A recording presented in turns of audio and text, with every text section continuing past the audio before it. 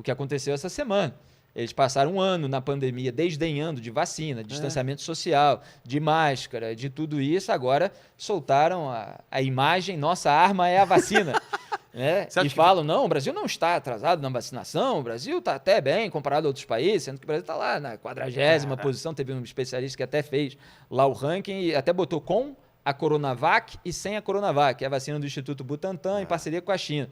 Eles desdenhavam por causa da origem chinesa e tal. E agora você vê aí a claque bolsonarista microfonada, faturando alto aí durante o governo, que tenta fazer com que o Brasil pareça não estar atrasado na vacinação, sendo que ele não está ainda mais atrasado do que está, graças ao Instituto Butantan, né? Senão... graças à Coronavac. Porque senão estaria. E eles recusaram proposta do Instituto Butantan, assim como recusaram da Pfizer, com a qual estão acenando ainda um acordo agora. E aí veio o primeiro-ministro israelense Benjamin Netanyahu dizendo que ele avançou no processo de vacinação em Israel porque fechou logo com a Pfizer e o governo Bolsonaro não fechou.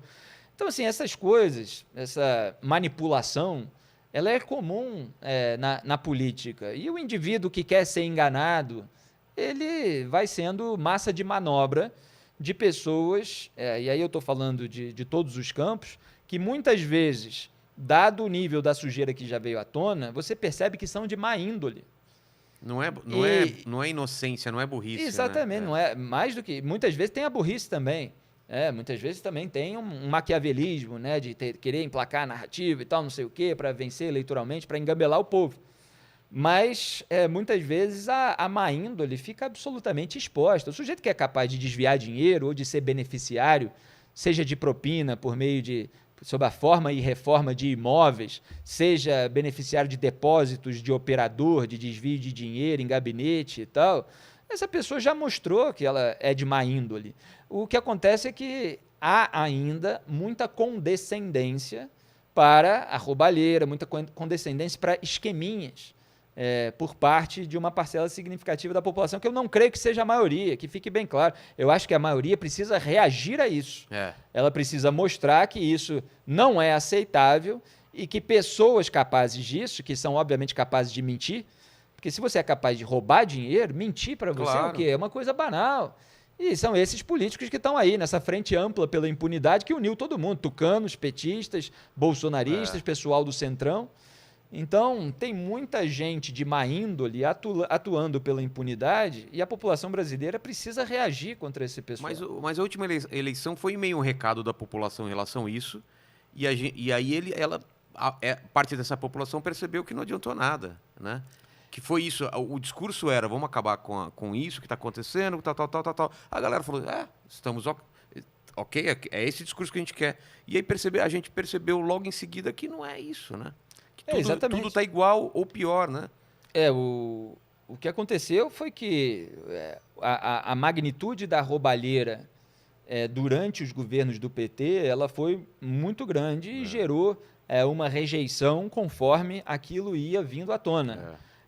Mas era uma safra de políticos muito amarrada ali no entorno petista e sem uma firmeza retórica que fosse contra toda aquela sujeira.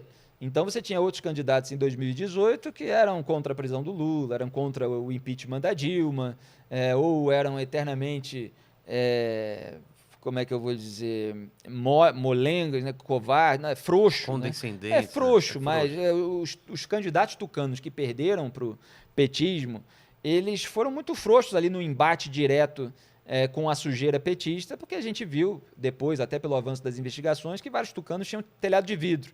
E o Bolsonaro, naquele momento, ele deu o discurso forte, a retórica forte, que não se consolidou na prática. Exatamente. As atitudes não foram condizentes com aquele discurso. E a população foi votar sem saber que havia esquema no gabinete do Flávio Bolsonaro, né, operado pelo Fabrício Queiroz, que depositou R$89 mil para o Jair na conta da Michelle, na época em que estava coletando a remuneração, a maior parte da remuneração dos funcionários fantasmas não atuantes, né, no gabinete do Flávio Bolsonaro. Então, tudo isso veio à tona. Você veja que eu gosto até de tocar nesse ponto, que é importante, muita gente não entende, né? A imprensa revirou a vida da família Bolsonaro no período eleitoral. Assim como revirou de outros candidatos que estavam ali na liderança, é normal acontecer num período de eleição. Mas a imprensa tem ferramentas limitadas, quer dizer, tem coisas que só um Ministério Público independente, que só um Centro de Controle de Atividades Financeiras como o COAF podem fazer. Ou não podem, né? Porque agora eles dizem que foi tudo irregular e tal, não sei o quê, porque eles querem se safar, porque as provas são substanciais e então eles precisam encontrar ali filigranas processuais para tentar anular tudo, né? Como se o dinheiro não fosse desviado, etc. Então, só depois da eleição veio à tona o primeiro relatório do COAF, que agora o Flávio Bolsonaro quer anular, com a movimentação bancária atípica do Fabrício Queiroz, seu assessor do gabinete dele quando ele era deputado estadual. E aí veio a primeira mentira do Jair Bolsonaro, que ele disse que tinha sido depositado só R$40 mil na conta, quando apareceu ali a quantia de 24 mil, num período só pequeno analisado pelo COAF, na conta da Michelle, ele falou que eram 40, depois se mostrou que eram R$89 mil, mais do que o dobro. A partir dali, veio à tona um esquema que não apareceu durante a campanha. E como ele chegou ao poder, ele começou a usar o poder para tentar evitar qualquer responsabilização em relação à família dele. E aí vieram votações, vieram atitudes presidenciais completamente dissonantes em relação ao discurso de campanha. Então, ele ajudou a sancionar vários itens de abrandamento da legislação penal.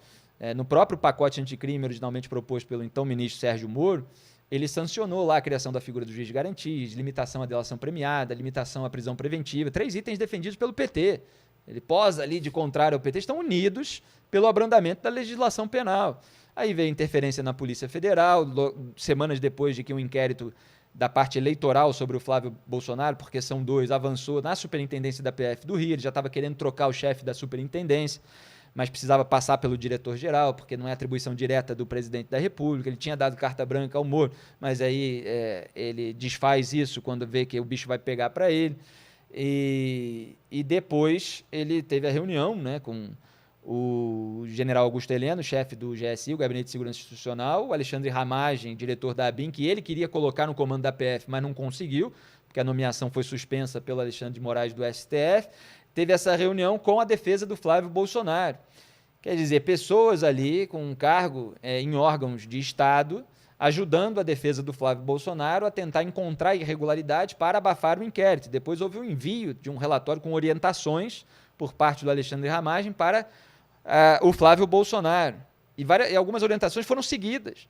Então, assim, tudo isso é muito grave. Se fosse o petismo, vários que hoje torcem pelo Bolsonaro estaria falando, isso é absurdo e tal, não sei o quê.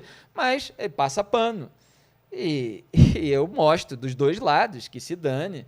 Aí você tem esses militantes, essas pessoas apaixonadas, deslumbradas, que começam a atacar, começam a disparar todos esses rótulos imbecis aí, que é só para elas não fazerem o próprio exame de consciência. Muitas vezes não tem, né, a consciência moral.